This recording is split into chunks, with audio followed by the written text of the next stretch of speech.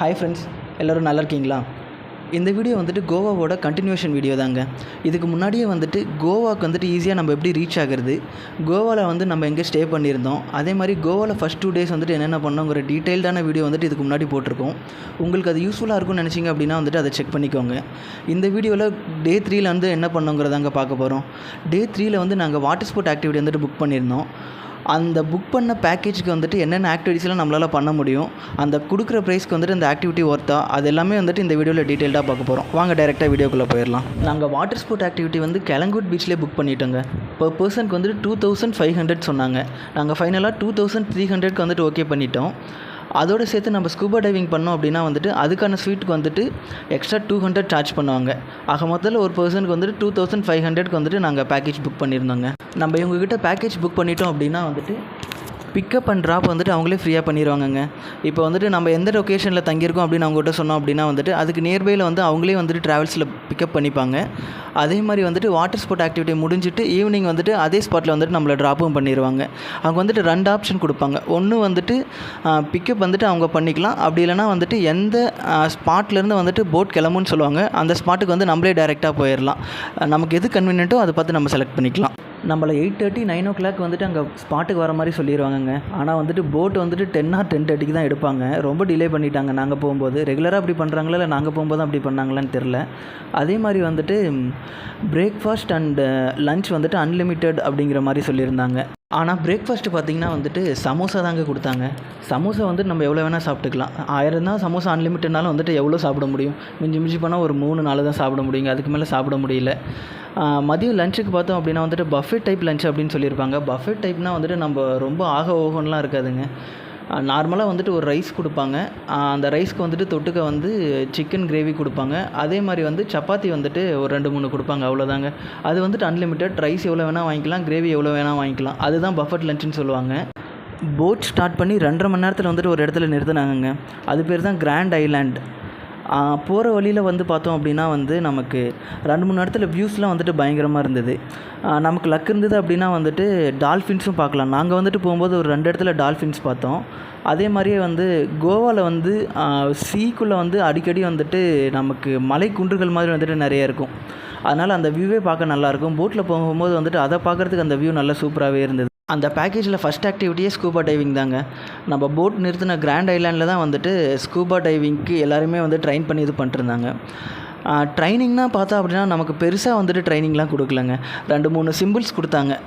ரொம்ப நாள் ரொம்ப முடியல அப்படின்னா மேலே வரத்துக்கு வந்துட்டு தம்ஸ் அப் கொடுக்கணும், இன்னும் வந்துட்டு டீப்பாக போகிறதுக்கு வந்துட்டு அந்த ஃபிங்கரை வந்துட்டு டவுன் பண்ணி காட்டணும். அந்த மாதிரி வந்து மொத்தத்துக்கே ஒரு 3 நிமிஷம் 4 நிமிஷம் தான் வந்துட்டு அந்த இன்ஸ்ட்ரக்ஷன்ஸே கொடுத்தாங்க. போட்டில் பார்த்தோம்னா மொத்தமே 40 பேர் இருந்தாங்க. 40 பேருக்குமே வந்துட்டு ஒரு 1 hourல வந்துட்டு ஸ்கூபா டைவிங் முடிச்சிட்டாங்க. அப்போ யோசிச்சு பாருங்கள் எந்த அளவுக்கு வந்து ஸ்கூபா டைவிங் நடந்திருக்குன்னு. பெருசாக சொல்கிற அளவுக்கு ஸ்கூபா டைவிங் அங்கே எதுவுமே இல்லைங்க. அவங்க வீடியோவும் கொடுக்குறேன்னு சொன்னாங்க. ஆனால் அவங்க கொடுத்த வீடியோ வந்து அந்தளவுக்கு சரியாக இல்லை. அதனால் வந்து என்னால் இந்த கிளிப்பில் வந்து அட்டாச் பண்ண முடியல. நமக்கு ஸ்கூபா டைவிங் முடிச்சுட்டு மற்றவங்களாம் ஸ்கூபா டைவிங் பண்ணுற வரைக்கும் நமக்கு ஸ்விம்மிங் தெரியும் அப்படின்னா வந்துட்டு கடலில் கொஞ்ச நேரம் ஸ்விம் பண்ணிட்டுருக்கலாங்க. எல்லோரும் ஸ்கூபா டைவிங் முடிக்கவே மணி 1:30 பக்கம் ஆயிடுச்சுங்க. அதனால் உடனே லன்ச் முடிச்சுட்டு அதுக்கு அடுத்து வந்து ஜெட் ஸ்கையிங் ஆக்டிவிட்டி ஸ்டார்ட் பண்ணிட்டோம். ஜெட் ஸ்கையிங்னால் ஒன்றும் இல்லைங்க. இந்த மாதிரி வந்து வாட்டரில் ரைட் பண்ணக்கூடிய ஒரு பைக்கில் வந்து நம்மளை ஒரு 100 மீட்டர் சர்க்கிளில் வந்து ஒரு ட்ரைவ் பண்ணிட்டு வந்து திரும்ப நம்மளை போட்லேயே கொண்டு வந்து விடுவாங்க. அதுதான் ஜெட் ஸ்கையிங்க. இந்த வீடியோவில் பார்த்தீங்கன்னா உங்களுக்கு தெரியும். இந்த ஸ்டார்ட் பண்ணி போட்லேருந்து ஒரு சர்க்கிள் மாதிரி கொண்டு வந்து திரும்ப அந்த போட்கிட்டே நம்மளை விடுவாங்க. இந்த பைக்கை ரைட் பண்ணுறதுக்கு நம்மளே ரைட் பண்ணோம் அப்படின்னா அடிஷ்னலாக 500 நமக்கு சார்ஜ் கேட்பாங்க. இல்லை வந்துட்டு அவங்க ரைட் பண்ணி நம்ம உட்காந்துட்டு போகிறது அப்படின்னா வந்துட்டு அது வந்து நம்ம பேக்கேஜ்லேயே வந்துடும். அதுக்கு நம்ம எக்ஸ்ட்ரா சார்ஜ் எதுவும் பே பண்ண தேவையில்லை. அடுத்த ஆக்டிவிட்டி பனானா ரைடுங்க. பனானா ரைடுனால் ஒன்றும் இல்லைங்க. இந்த மாதிரி பனானா ஷேப்பில் இருக்க ஒரு போட்டை வந்து முன்னாடி ஒரு மோட்டர் போட்டில் கட்டி அதில் வந்துட்டு ஒரு 5 மெம்பர்ஸ் பக்கம் ஒரு 6 மெம்பர்ஸ் பக்கம் உட்காரலாம்.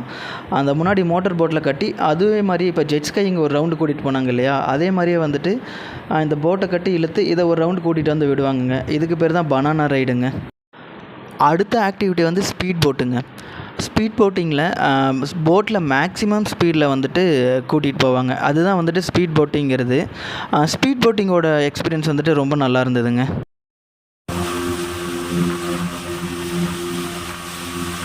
ஃபைனல் ஆக்டிவிட்டி வந்து பேராசைலிங்க. இந்த ஓவரால் வாட்டர் ஸ்போர்ட் ஆக்டிவிட்டிலே வந்துட்டு ரொம்ப பிடிச்சது வந்துட்டு பேராசைலிங் தான். அதுதான் வந்துட்டு ரொம்ப அட்வென்ச்சரஸாக இருந்தது. அதே மாதிரி வந்துட்டு மொத்தத்துக்கே சில ஆக்டிவிட்டீஸ் மட்டும் தான் வந்துட்டு கப்புள்ஸாக ட்ரை பண்ண முடியும். அதில் வந்துட்டு பேராசைலிங்கும் ஒன்று. பேராசைலிங்கிறது ஒன்றும் இல்லைங்க, நம்மளை வந்துட்டு பேராஷூட்டில் கட்டி அந்த பேராஷூட்டை வந்துட்டு போட்டில் ஜாயின் பண்ணி விட்டு இந்த மாதிரி ஸ்பீடாக இழுத்துட்டு போவாங்க.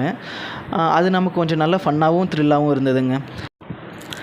நம்ம கொடுத்த ப்ரைஸ்க்கும் 1 டே ஃபுல்லாக ஸ்பெண்ட் பண்ணுற அளவுக்கும் வந்துட்டு இந்த ஆக்டிவிட்டி ஒர்த்தா அப்படின்னு கேட்டிங்கன்னா வந்துட்டு கண்டிப்பாக ஒர்த் இல்லைங்க. நான் ஏன் அப்படி சொல்கிறேன் அப்படின்னா, ஃபஸ்ட்லேருந்து எடுத்துக்கிட்டோம் அப்படின்னா 9 o'clock வந்து போட்டை ஸ்டார்ட் பண்ணுறேன்னு சொன்னாங்க. ஆனால் வந்துட்டு 10:30 வந்து ஆக்கிட்டாங்க. அதே மாதிரி ஸ்கூபா டைவிங்கில் வந்து நமக்கு சரியான ட்ரைனிங்கோ இன்ஸ்ட்ரக்ஷனோ அந்த மாதிரி எதுவுமே இல்லைங்க. அதுவும் வந்துட்டு வேஸ்ட் ஆஃப் காஸ்ட்டு தான் உங்களுக்கு. அடுத்து லன்ச் முடிச்சுட்டு ஒரு 2 மணி நேரம் வந்து நாங்கள் 2 to 3 மணி நேரம் சும்மாவே தாங்க போட்டில் உட்காந்துருந்தோம். சாப்பிட்டுட்டு அந்த போட்டில் வந்து தண்ணி வந்துட்டு நல்லா அலம்பிக்கிட்டே இருக்கும். அதில் வந்துட்டு போட்டில் உட்கார்றது ரொம்ப சிரமம். அதே மாதிரி ரெஸ்ட் ரூம்லாம் வந்துட்டு அவ்வளோ நீட் அண்ட் க்ளீனாக இல்லைங்க. ஃபேமிலியாக போகும்போது அது வந்துட்டு பயங்கர சிரமமாக இருந்தது. அதே மாதிரி பார்த்தோம் அப்படின்னா அந்த ஒரே டைமில் வந்துட்டு ஒரு 10-15 போட் போகும். ஒரு போட்டுக்கு வந்துட்டு ஒரு 40 பேர் to 50 பேர் வராங்க.